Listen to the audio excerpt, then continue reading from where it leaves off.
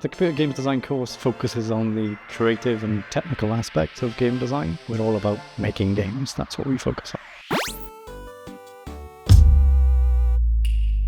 Students spend most of their time actually making games. They must learn the technical aspects of games, so that's game engines, tools, and programming. We try to mimic industry as much as we can in an academic setting, so students always work in teams to produce games. That's how industry works. And then as you progress through the course, you'll start to specialize in certain areas.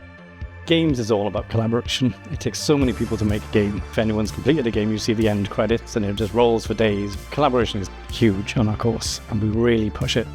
We have game designers who are collaborating with game artists, animators, musicians, all sorts of other courses. Jobs you can go into, all the opportunities are there.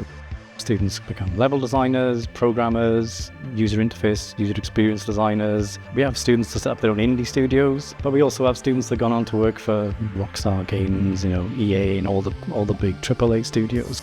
And whether you're interested in the creative or technical aspects of games design and development, study games design at USW.